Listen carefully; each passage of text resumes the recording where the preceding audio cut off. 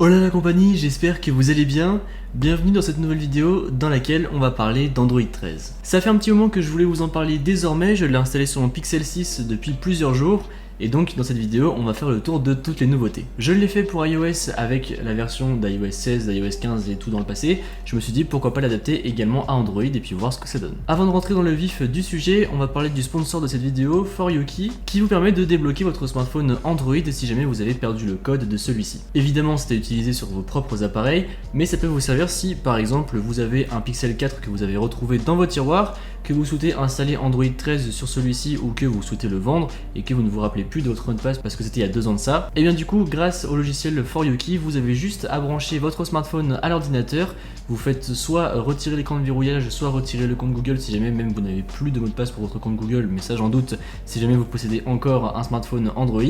et ensuite vous n'avez juste qu'à suivre la procédure et par la suite il n'y aura plus de code sur l'écran de verrouillage sur votre smartphone. Je vous mettrai un lien dans la description si jamais ça vous intéresse, et un grand merci à ForYouKey d'avoir sponsorisé cette vidéo. La première nouveauté, c'est déjà que vous avez beaucoup plus d'options de personnalisation. En effet, vous pouvez par exemple accorder vos icônes à votre fond d'écran, et ces petits accents de couleurs que je trouve personnellement fort sympathiques sont également présents dans les autres applications comme par exemple dans la calculette. Autre nouveauté, lorsque vous allez allumer votre smartphone pour la première fois avec Android 13 dessus, cela va peut-être vous sauter aux yeux tout comme ça l'a fait pour moi, on remarque tout de suite les nouvelles animations et juste une sensation de fluidité beaucoup plus accrue je trouve sur le smartphone, et franchement les petites animations sont très sympas, comme celle par exemple de sélectionner un nouveau fond d'écran, et que ce soit dans l'interface ou dans les applications en elles-mêmes, cette fluidité et ce changement d'animation sont les bienvenus, puisque du coup je trouve que ça colle beaucoup mieux au flat design. Sur votre écran de verrouillage, vous avez désormais un nouveau lecteur multimédia, il est vachement sympa je trouve, et les couleurs vont s'adapter à la pochette de l'album ou du single en question. Et d'ailleurs, ce widget est également présent dans le centre de notification.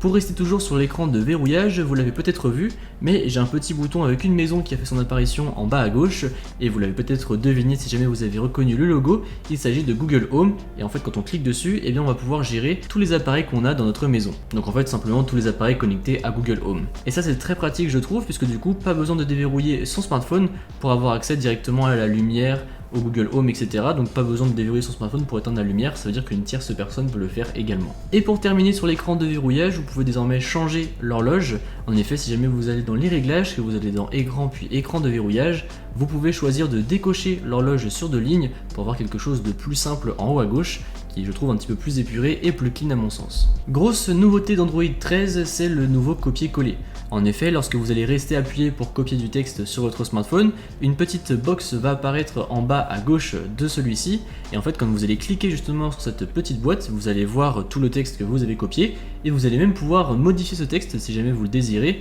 pour pouvoir ensuite coller le texte sans faute si jamais il y en a. Et pour finir, l'autre nouveauté majeure, c'est que désormais vous pouvez appliquer une langue étrangère pour simplement une application. Par exemple, je ne sais pas, vous vivez à l'étranger ou bien vous parlez une langue étrangère couramment, et dans une application que vous servez pour le travail, par exemple, je sais pas, vous travaillez avec une boîte anglaise et vous avez une application dans laquelle il vaut mieux avoir des textes en anglais, cependant votre smartphone est en français et vous n'avez pas envie de changer la langue de celui-ci, et bien pour cela c'est très simple, vous allez dans les réglages, vous descendez jusqu'à tout en bas, vous cliquez sur système, puis ensuite langue et saisie, et juste en dessous de langue vous allez voir langue des applis, et donc là vous allez pouvoir définir une langue spécifique pour une application, et encore une fois je trouve ça vraiment très pratique et très bien pensé. Pour les grosses nouveautés c'est à peu près tout, on a des petits changements d'interface par-ci par-là à droite à gauche qui sont encore une fois les bienvenus comme je vous le disais, mais au final pas de gros changements radicaux, c'est un petit peu comme iOS on va dire. iOS ça a été très centré sur l'écran de verrouillage avec iOS 16, là on a quelques petites améliorations par-ci par-là à droite à gauche, à voir si d'autres nouveautés font leur apparition au fur et à mesure des mises à jour. En tout cas j'espère que cette vidéo vous a plu, si c'est le cas comme d'habitude n'hésitez pas à mettre un pouce bleu, à me suivre sur les réseaux qui se trouveront dans la description